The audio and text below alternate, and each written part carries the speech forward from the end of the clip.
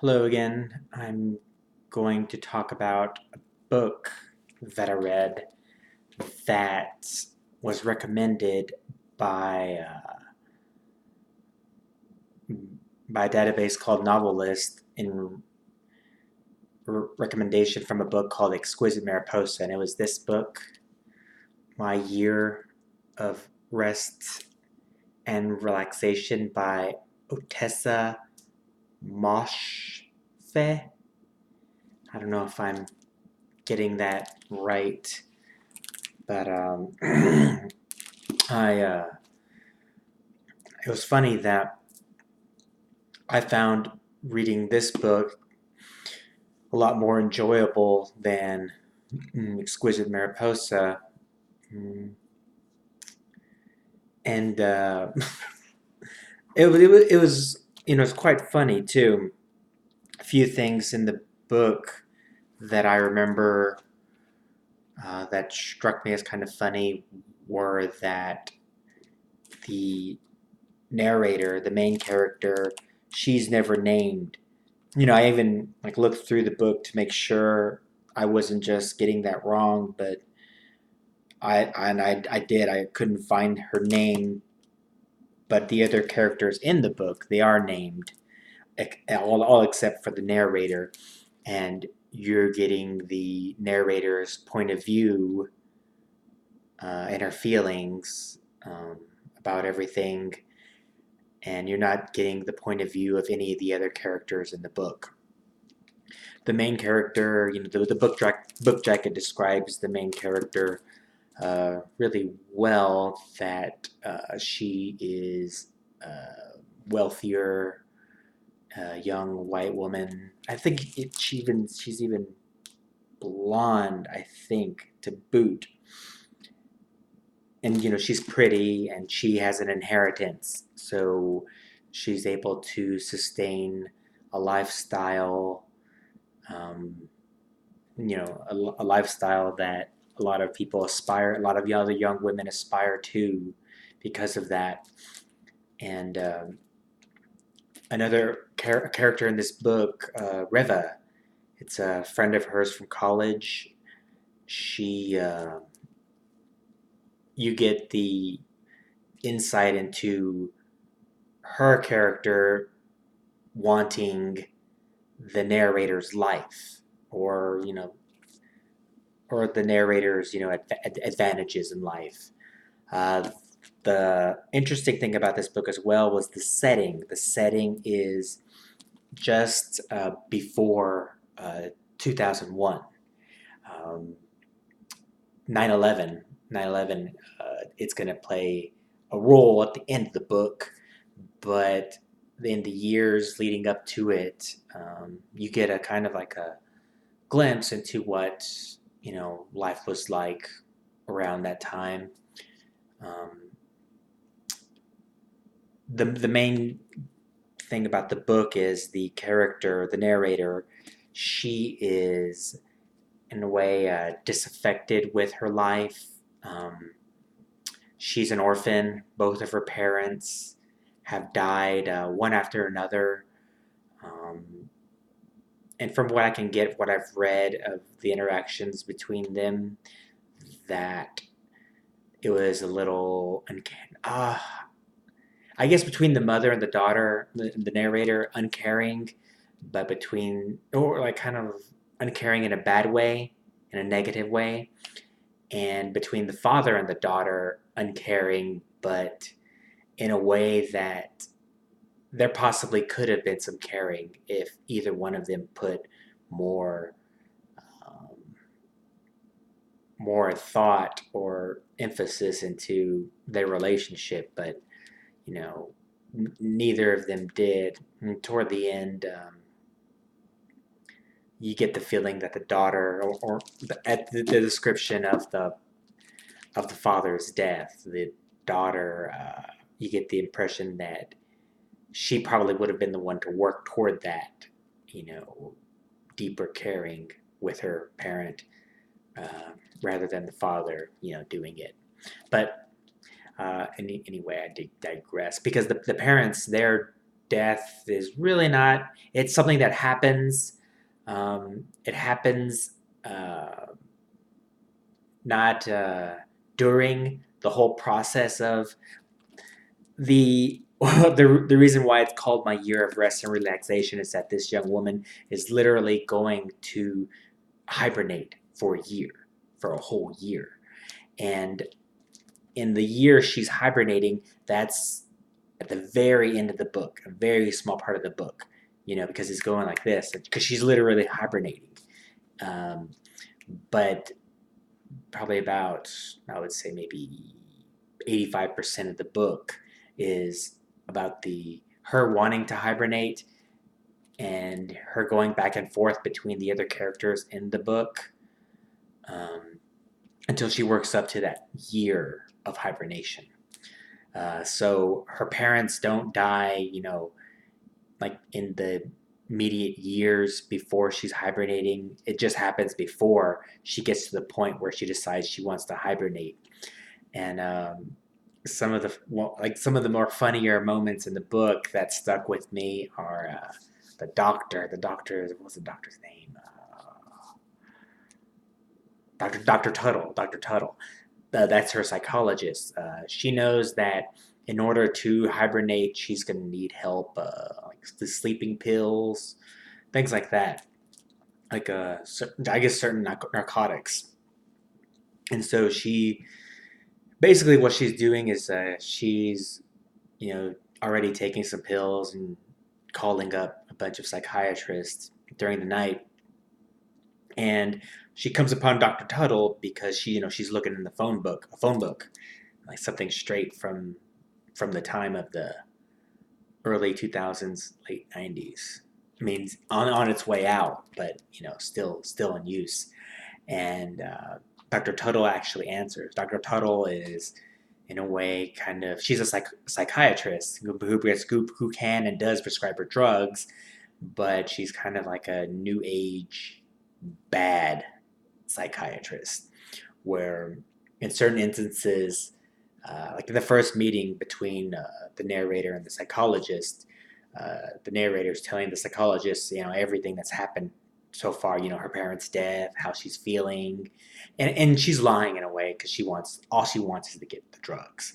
But the psychologist, just it's like, I'll go ahead and describe you this, and she tells her some things, and warns her about psychic energy, things like that. But throughout the book and different visits with the doctor, the doctor constantly asks, like, "Oh, how are your parents? Or are you going to your parents?" Even though she told her at the very beginning that her parents have died, and at one point, like toward almost the very end, the narrator is telling the psychologist, Dr. Tuttle, asked the narrator how she died, and she had said, "Well, I killed her," but she didn't. But the psychiatrist, it just again goes over her head and prescribes her some more drugs. Um, the and I don't know. I mean, I guess one of the characters in the book that we're introduced to it, in the first chapter, Reva, or her, it's a best friend from college. Reading it at first, I felt really bad for Rev. I don't know if I'm saying it right. Reva, Reva.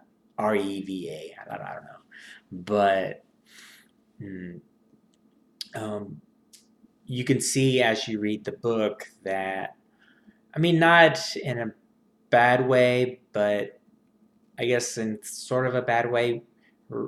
Reva, Reva is, I'll just say Reva is trying to kind of like orbit around the narrator because of her, you know, maybe trying to kind of get something from her that she doesn't have. Like Riva is not wealthy. She's middle class from, I want to say, New Jersey. At one point in the book, early in the book, Riva's mother is dying of cancer, and the narrator knows it, and at one and the very beginning of the book, the first chapter, the narrator tells Riva, just get over it. Like, oh, but you see both their relationships are the relationship between the narrator and Riva is kind of strange. Like each one, in a way, wants something from each other, like both of them, and they feed off of each other in some way. But you know, Riva, she is, I guess. I mean, traditionally, Riva would be the sidekick to the narrator's character, because Riva is not young, blonde, and I guess traditionally pretty. The narrator describes her as pretty, but not pretty in the same way she is, which the way she is affords her some privileges. Um, the Another vehicle, a character that's a vehicle in the story, Pingji. He's an artist, and the narrator meets Pingji as she works at an art gallery. The narrator is working at an art gallery as a receptionist.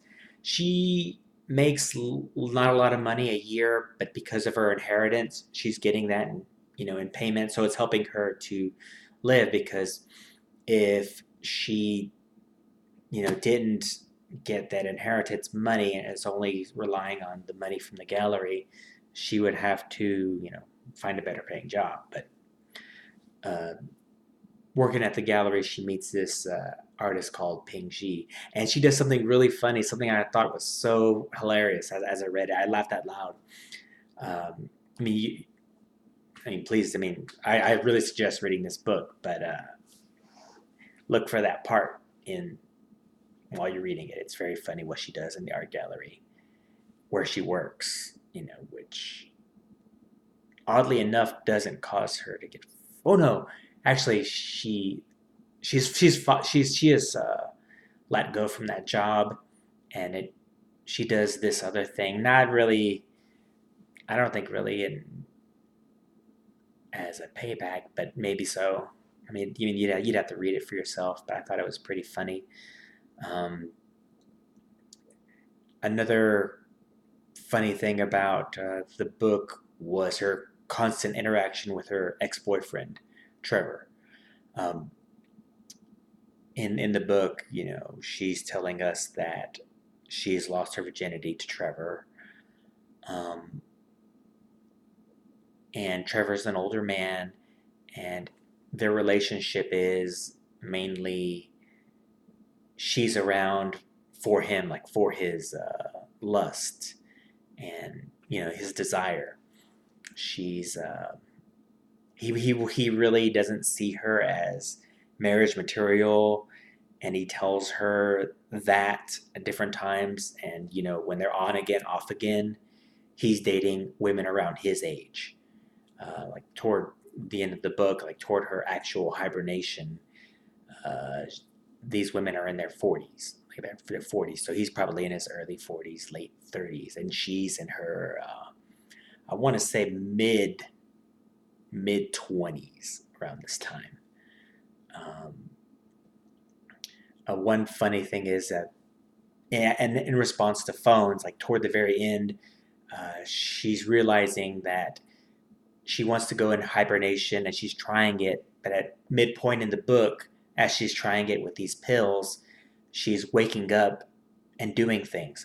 Unconsciously waking up, like she's doing things and not aware of it. Like she'll buy clothes, call people, and apparently she's been calling Trevor too. Um, in one funny interaction, so there were some funny interactions on the phone between the narrator and Trevor, um, and some funny things she does. I guess in her asleep method mode. But apparently, these interactions on the phone, they lead to her. I would say they lead to her kind of realizing that she's going to need help in her final hibernation, which leads her to Ping Ji, and I can't remember if it's her idea or Ping Ji's idea to use her experience of hibernation for his artwork, which he does, and it came out to mixed reviews in the art world. In the book, this is found out, but yeah, I mean, everything works really well, and the end of the book was, I thought, a little sad. Um, Chapter 8 is just one page, but I mean, reading the whole book, it just stuck with me. It stuck with me really, really in a positive way, even though it was about, like, I mean, the end of the book, I don't know, involves, the Twin Towers, and her seeing some of the footage of what's going on. And I thought it was just really, really neat, really beautiful. The last chapter, chapter 8, and the way it's written. I would really suggest reading it and reading upon the last chapter and to thinking about it. Um, and yeah, I mean, I would give this book, I guess, maybe 4 or 5 rating. It's in between there. Um, it's a fast read too, so if you're looking for something to read that, I guess it was, I wouldn't say it's depressing or anything, but it's I would say just an introspective novel. That's what I would say. And also too, if you I'll leave some information on the book, like the author. Maybe if the author has a website and some publication stuff. And if you'd like to see some more book reviews by me, you feel free to subscribe, or there's a link down for my Patreon page as well. Thank you.